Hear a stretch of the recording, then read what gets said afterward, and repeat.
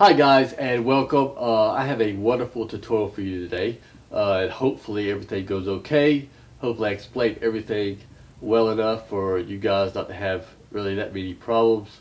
But what I'll be going over with you on is this so-called Retroarch for the Nintendo Wii. Basically what it is, it's a multi-platform emulator. It emulates anywhere from the Game Boy, Game Boy Advance, NES, Super NES, the Capcom Play System, which is the CPS 1 and 2, Neo Geo, MAME, Neo Geo Pocket, just quite a few, matter of fact. And the emulator itself, guys, well, is not hard to get up and going. The kicker is getting your buttons remapped, get them configured the way you want it. Because the emulator itself, you cannot do it within the emulator because I guess the developers, they had a really big hangover that day and they didn't do something right. So you cannot do that. What you have to do is go over to the computer, pull the config file, and go in and do some editing to do that. So I'll be going over that with you. And also, I had trouble with getting the channel to work. I created the channel and it wouldn't work, but I finally figured that out, so I'll be going over that with you also. So let's go on over, guys. Let's see, I don't know whether to go to the computer or to the Nintendo Wii first. We'll go over to the computer first. How about that? Let's do that and we'll get this thing going. Alright, cool, let's go. Alright guys, so let's just jump right into this, and hopefully guys this tutorial won't be so drawn out, and hopefully I can deliver all this information so as not to confuse anyone as well as myself. I tend to kind of jump around and things of that nature, and it can get a little confusing when I go into talking about the button configuration for your controllers. So I'm going to go over this as thoroughly as I can and as quick as I can. So the first thing we're going to do, we're going to visit a couple websites here. Now the link to these websites, guys, will be under the description, so no worries at all about that. First website here is where we're going to grab up our version 1.3 Retroarch. We'll go ahead and start the download to the desktop. This second site here, guys, this is where you can download full Romsets. If you're into that kind of thing, I admit it, I am. I like to have even the games I don't play. I mean, I just go ahead and just download all of them, just to have everything, you know. Just gotta have all the games, you know. Anyway, you've got different platforms here: Game Boy, Game Boy Color, you got Game Boy Advance, you got MAME. How many MAME you got? Wow. But you ain't seen nothing yet. Here's the Neo Geo right here. And this is what I'm talking about right here. The Nintendo DS. You thought MAME had a lot? Well, look at this crap right here. This is nuts. I'm not about to, download all this stuff. I don't know, crazy. But Sega Game Gear, pretty cool. Sega Master System, and what are some of these other ones down here? I think this, ColecoVision, cool. They got the Spectrum here, that's pretty cool. Neo Geo Pocket. But yeah, you get the point. There's quite a few goodies in here. So if you're into that kind of thing, guys, definitely visit this site here. Alright. If you're not into downloading complete ROM sets, then you can come here to a different part of EMU Paradise. You got bunch of different platforms to choose from, and you can download single ROM files if you want to do it that way. Alright. And yet another part of EMU Paradise, this is where you can download different BIOS files for different platforms. You got your Atari 52-7800, also the Jaguar. You have your DS, PS2 here, PSX, Sega Master System. So you get the point. I mean, there's a lot of goodies here also. So there you go. Finally, the last site, this is where you're going to grab up the Retroarch Wii 1.3 files. Now this is files that I have archived myself and put on MediaFire. It has quite a few goodies in it, so I would definitely download this, guys, and I'll be going over with you on that here in a minute because I've already got it downloaded. So let's go ahead and get out of this and get started with this thing. First off, I'm gonna extract these things here.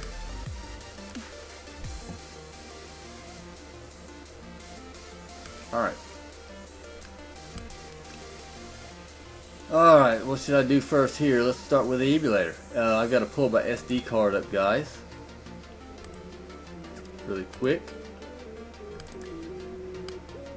Alright, and this right here, it only comes with one folder, guys. It is the emulator itself.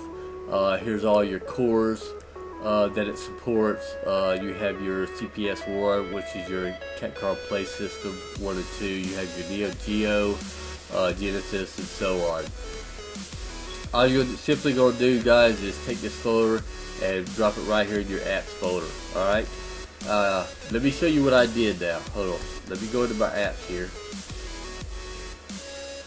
And right here, this is my emulator. I renamed it to Retroarch-Wii, and the reason for that is so I can use the channel.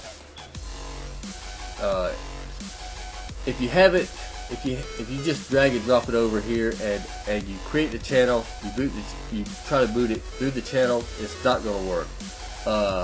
And how I figured that out, I downloaded the 0.9. It's one of the really earliest versions of RetroArch, and just to see if it worked with the channel, and it did. And I was like, what in the world, dude? I was thinking it was something in the programming or whatever like that developers did, but no, it's not. It's the name of the folder that the channel looks for. So I just went ahead and just renamed the folder of the 1.3 version to what the 0.9 version had, and it worked. So that's the reason for that. If you're not going to use the channel, you don't have to rename it, but I would, just in case you want to later on. I'm serious. I would just go ahead and do that. Now, if you don't rename it, guys, and you boot your emulator up, and then you decide, well, I want to use a channel, and you go to rename this folder, then you will have core directory problems, because by default, once you start your emulator up, it creates a config file, it creates a directory, or whatever this folder name is. It creates a directory, a core directory, according to the name of this folder here. And I hope it didn't confuse nobody there, because I almost confused myself. But anyway, yeah. So, whatever name you have this folder here, guys, it's going to create a default directory, core directory, to that particular folder. Okay, if you go to change it, then yeah, you go into an emulator and you back out of an emulator and try to load up another core, then it will say directory not found. That's what it's going to do. All right, so just go ahead and just rename it. That's what I would do. And right here, guys, I've got another folder called RetroArch. Now this folder right here, guys, I did not create on my own. The emulator itself created it. Once you boot the emulator up for the first time, this is created, okay? And what it has in it, it will have these 3 files. These right here won't show up. These won't be in there. These are config files for each core. So once you boot, say your Nintendo core up, then this config file will be created. Okay, and that's that. In this system folder here, this is where all your BIOS is going to go, right here.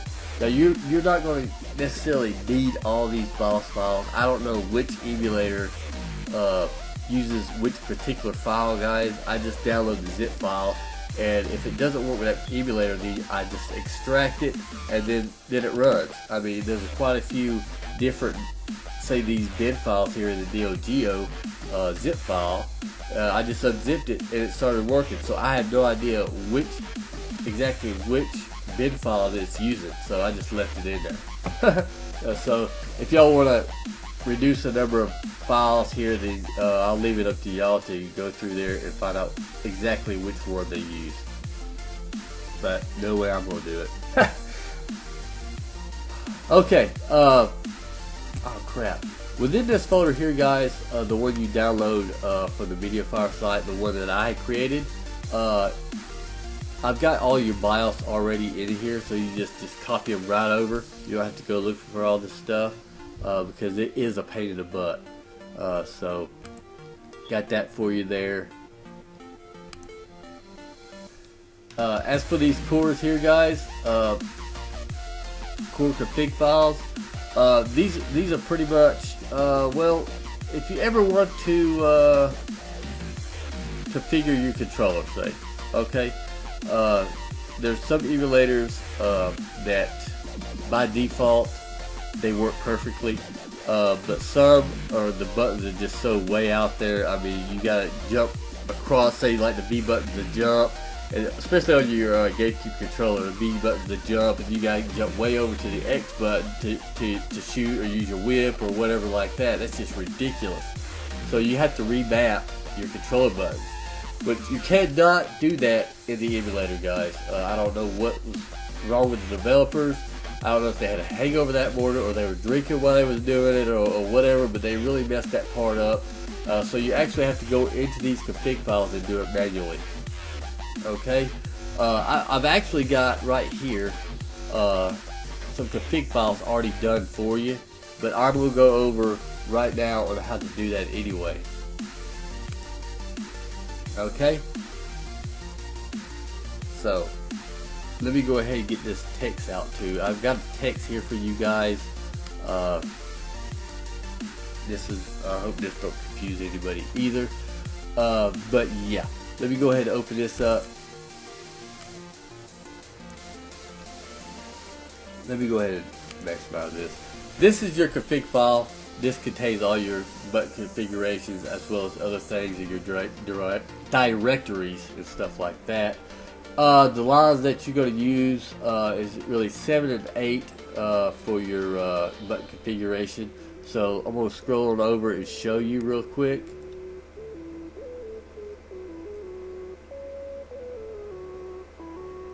Alright, so this is what you're looking for, guys. Player 1, this right here, input player 1 A button equals number 2. Alright, this is actually the one that I changed. Once you first go into a config file, guys, it's going to actually look like this. Where's one at? Right here. Say like input player 9 Y or plus button equals null, or whatever button. It could say Y button. It'll say null. That's the default for the emulator for your button configuration. It means automatic.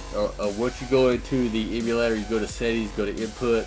It will say automatic in there, and that's what this null is. It's default. Which you have to replace that null with a number if you want to change your button configuration.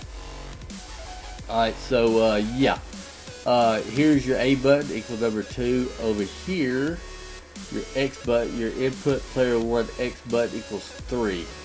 There's the other one. Now you have to jump up to line number 7 for the other 2 buttons. Let's see, where's it at? Right here, input player 1 button, B button is 0, and here's another one, input player 1 Y button equals 1. Alright, so let me minimize this for a second. Let me go over, okay, right here. Alright, so let me explain this right here. There are two total different configurations in this emulator. you have your default right here, which works with the NES plus a couple of others. I can't remember which ones. So if you get to an emulator and these buttons are like out of whack or whatever like that, then you're going to use this configuration over this side. Okay, this is for the CPS one and plus a couple others. I can't remember which one, but like I said, if you come across the emulator which the buttons are just so crazy, I mean you got to jump over another button to hit another button. Yeah, okay, just use the opposite configuration here. Okay, so what do these numbers and stuff mean? Well, the numbers correspond to the letters over here, or your buttons on your controller, basically. Okay. So your number 29 button here on your Wii Remote will be number 2 on your GameCube controller. 28 will be 3. 31 will be 0 on your GameCube. 30 on your Wii will be number 1 on your GameCube. Okay, so if you was say you was working with the Wii Remote on CPS 1 and you had this configuration here, well, or let's just put it this way: if this is default, you're playing NES. Okay, cool. All the buttons work fine. Okay, you jump over to CPS, like, whoa, dude, what's going on here? You know. The A button where your thumb's at on the D-pad, you gotta hit that to jump or whatever. That's ridiculous. So what I did is, well, what you're gonna do is you'll replace that 31, which is the number 2 button, and you're gonna replace it with a 29, which is the B button on the A. I hope I'm explaining this correctly here. Hope I ain't confused anybody. Let's go over the columns here first. The first column represents the letter in the config file, which is right here. There's your Y. That's what this column right here represents, okay? The Y button in the config file. Second column is a number corresponding to the controller button in the config file, which is right here. Alright? So number 1. This Y button equals number 1. Alright, so we come at this is my GameCube. I set it up for the GameCube here. So, this is the GameCube controller. This is CBS 1. Okay, so number 1, Y button is number 1, which will be the B button on my controller. You see what I'm getting at? And if I left it at default, then this Y button will be number 3. Or it would be null, but it would be actually number 3. You see what I'm saying? So I changed out that null or this number 3 to a 1. That's what I did. So whatever numbers you change around, you're changing around your button configuration here. See where your X is at right here? It was right here. Or X equals X. That's the default. Well, now A is X because I changed that number. All right. Oh man, it's confusing, but I hope everybody's getting this. And right here, guys, I think I went over this already. I think first time I opened this up, I went over it. But yeah, the 29 on the Wii Remote equals the number 2, and so on, just like that. So if you was wanting to, say, change from the Wii Remote from the CPS 1 to the GameCube, you would simply just exchange this 29 out for the number 2. Okay, see that? 29 and 2. The 28 you change out to number 3, just like this down here. Alright, and vice versa. If you use a GameCube controller, you wanted to use the Wii Remote, you change this number 2 out with a 29. Simple as that. I wouldn't worry about this. It's default stuff right here. I already got it right here. So anyway, all this stuff will be in this archive up here that you download from MediaFire. Alright. Here's your folder. This is your channel right here. You're going to use the WAD manager or whatever to create a channel. I've already went over this. This is already configured for you, some of them. But if you want to use your Wii Remote, you're going to have to go in and change these guys. This is only for the GameCube controller here, okay? Okay, so I went over all that. That's good. So I'm trying to think if there's anything else. I don't know if I went over this. I done confused myself already, guys. So, oh my god. But if you ever, if you want to use my config files, guys, don't just boot the emulator up and then just swap this out into there before you boot the emulator up. You'll run into problems. Go into the emulator, boot, say your NES core up. Let it create a config file on its own first. Then go back, delete that config file, or just copy it over and replace that file with the one I have here. Because I did it, guys. I run into problems. I forget exactly what the problem was, but yeah, you will run into a problem. So that's that. All right. Oh my gosh. I hope I ain't confused nobody. Oh my gosh.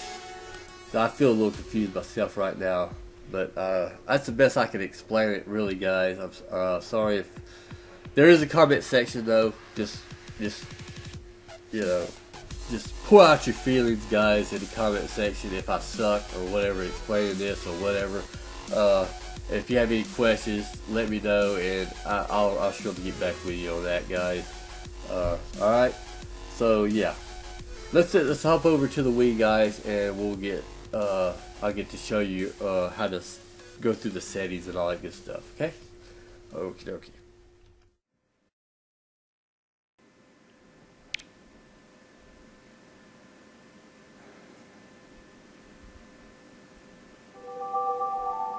Okay, so here we are, guys. This is my channel that I have created, guys. This, like I said before, you have to rename that folder to Retroarch-Wii for this channel. As you can see right here, I mean, look at the name of it, Retroarch-Wii. That's the exact same folder that it wants to look for. I mean, so yeah, let's just go right into it. It's pretty neat looking channel, actually.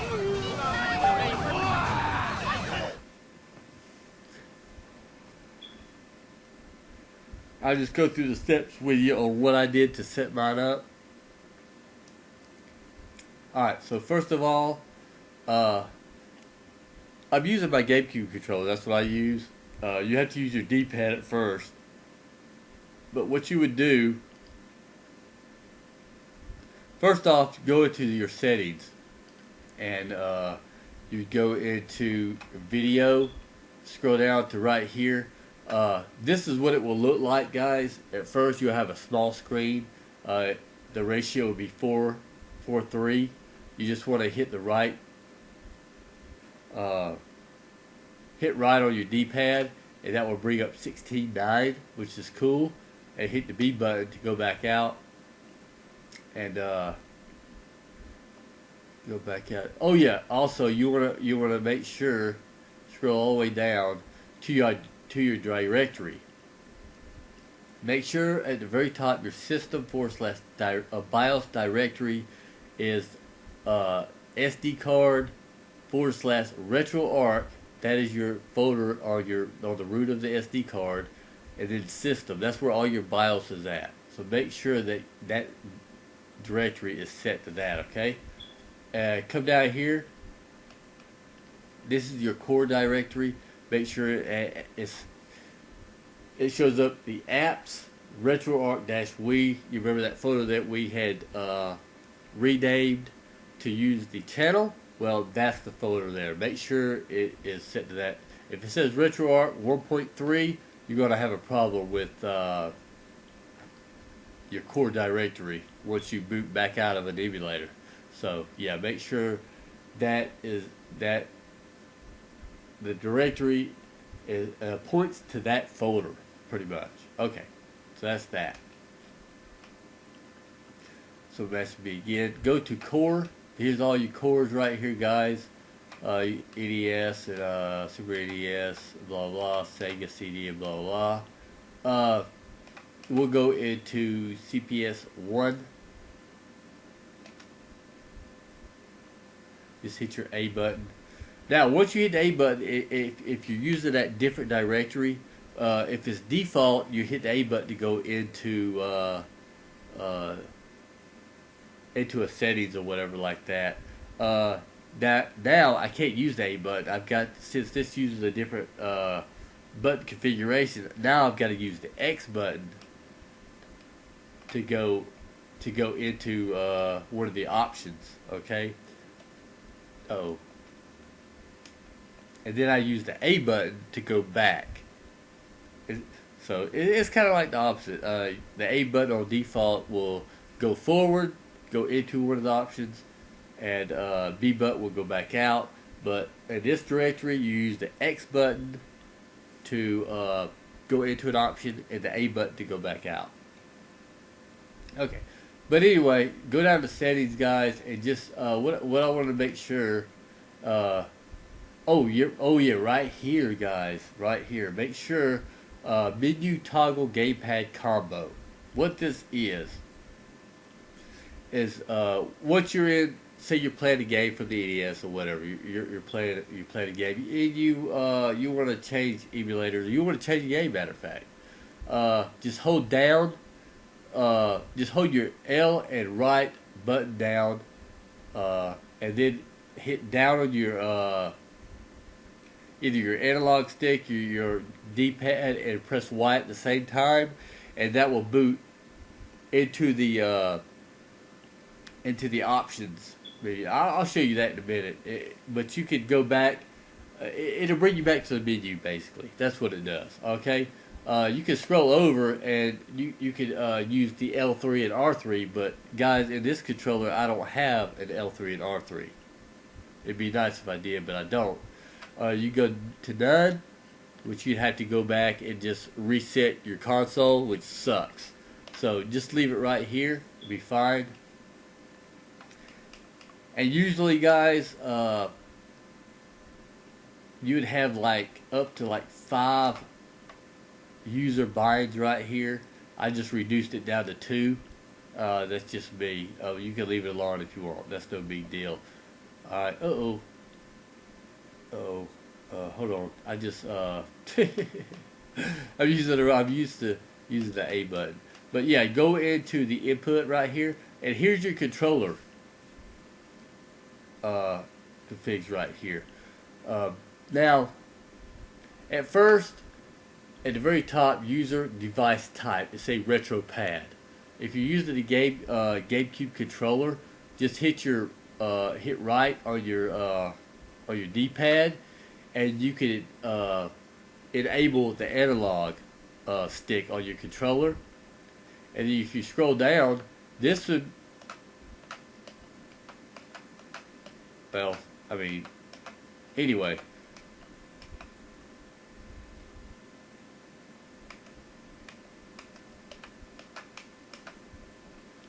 Golly, okay. This right here, it will say none, right? When you first get into it. Just hit the right button on your D-pad and just select the left analog. Okay, now you're good to use your left analog stick. Okay.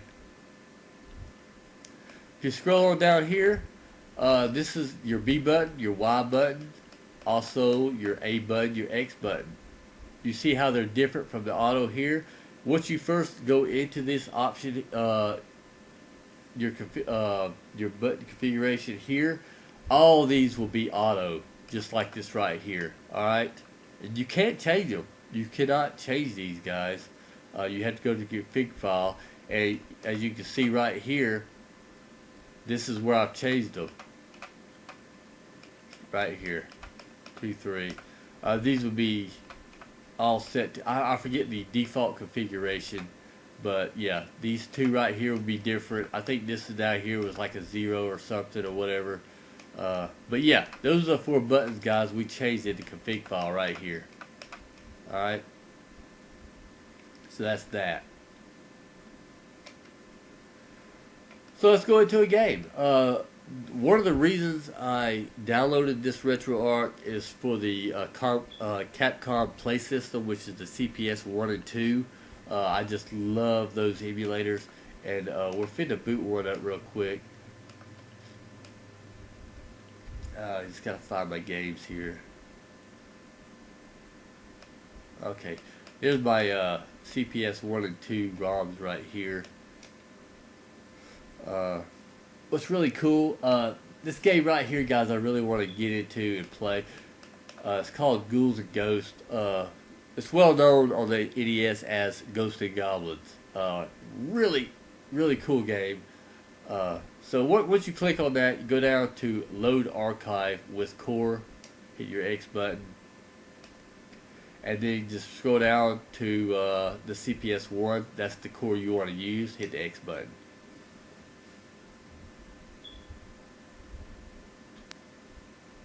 And it will boot up. It'll take a minute. For some reason, these arcade games here, they just go through some kind of weird booting up deal. I don't know.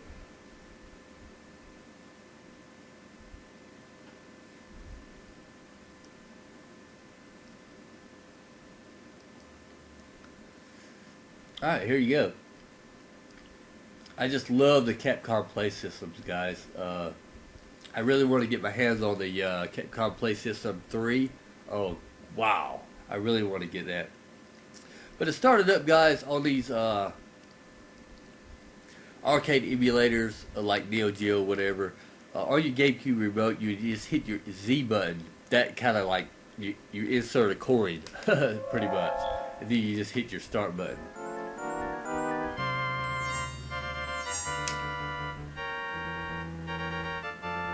I just love this game to death. It's hard as crap, man. It is hard. Oh man. But I really love this. This is a whole lot better than the NES version. As much as I love the NES, this is like a lot better. I really love this version of it.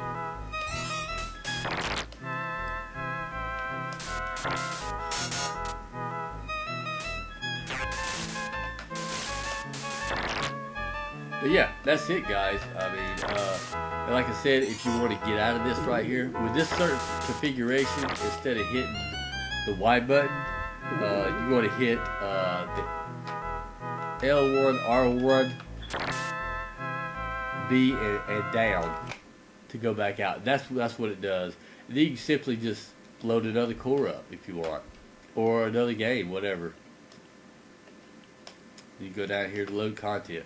But that's it, guys. Hopefully this helped you out a little bit. If you have any comments or whatever, you just want to like cuss me out for not explaining it the way in a way that y'all understand it, you know, whatever. But just yeah, there's a comment section. Just leave your thoughts down there, guys, and I'll surely get back with you. All right. So y'all guys take care, and I'm gonna try to enjoy the rest of my day here.